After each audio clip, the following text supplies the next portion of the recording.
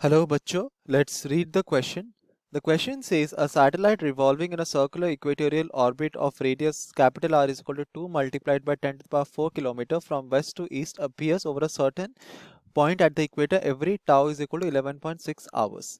Using this data, calculate the mass of the earth. The gravitational constant is supposed to be known. So, इस question को solve करने के लिए हम जो की कॉन्सेप्ट यूज करेंगे वो होगा हमारा कॉन्सेप्ट ऑफ रिलेटिव स्पीड। तो हम यहाँ पे लिख सकते हैं the concept of relative speed of bodies.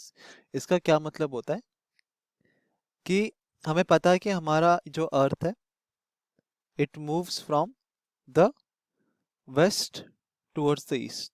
तो इसका जो रोटेशन होता है it is from the west towards the east.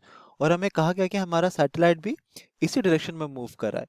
तो अगर हम एज्यूम करें कि हमारा omega earth is the angular speed of earth, omega real is the actual angular speed of the satellite जो कि हमारे अर्थ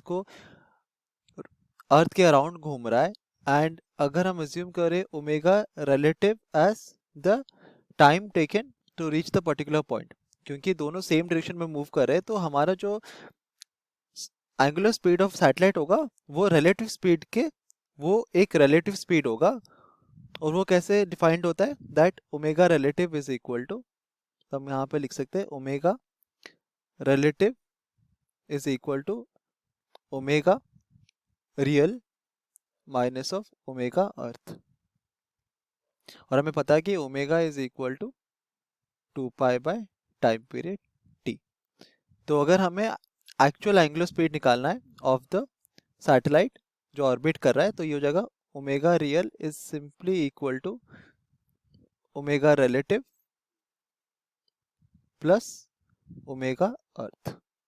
तो ओमेगा रिलेटिव कितना हो जाएगा 2 pi 1 by tau plus 1 by T. तो टाउ और टी यहाँ पर क्या है, टाउ और टी है दोनों का रेस्पेक्टिव टाइम पीरियड। तो हमें पता है कि टी यहाँ पर कितना होगा, ये हो जाएगा सिंपली 24 आवर्स। 24 आवर्स लेता है हमारा earth to complete one rotation. And हमें कहा गया है कि satellite with respect to the earth हमारा कितना टाइम लेता है, tau is equal to 11.6 hours.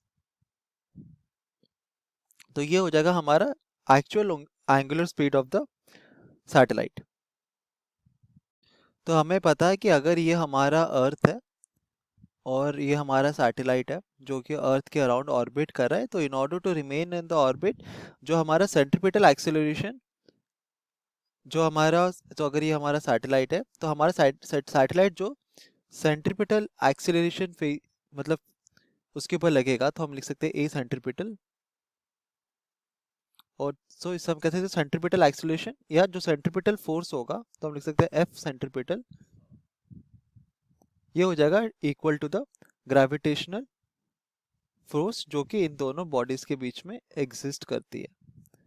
तो अगर हम अज्यूम करें कि कैपिटल एम है हमारा mass of earth and small M is the mass of the satellite, तो एफ सेंट्रीपिटल कितना हो जाएगा, ये हो जाएगा simply mass of satellite multiplied by omega real whole square multiplied by radius of earth capital R, और ये हो जाएगा equal to G capital M small M by R square. तो स्मॉल एम यहाँ पर कैंसिल हो जाएगा और हमें फाइंड आउट करना है मास ऑफ अर्थ। तो कैपिटल एम हो जाएगा to be equal to simply ये हो जाएगा omega real whole square multiplied by R cube divided by G. तो अगर हम सारे वैल्यूज यहाँ पर पुट करेंगे so we get mass of earth is equal to omega real मतलब 2 पाई 1 बाय टाउ था, so it is 11.6 multiplied by 3600, ताकि हम आवर्स को कन्वर्ट करें इन टर्म्स ऑफ सेकेंड्स। और ये होगा plus 1/24 multiplied by 3600 whole square, और ये होगा 2 पाई का भी whole square multiplied by R cube. तो आर क्यूब हो जाएगा कितना, आर क्यूब हमें होगा 8 multiplied by 10 to the power of 12 whole divided by gravitational constant जो कि है 6.67 multiplied by 10 to the power -11 newton metre square kg-2। तो अगर इसको हम सॉल्व करेंगे तो हमें मिलेगा mass of earth is nearly equal to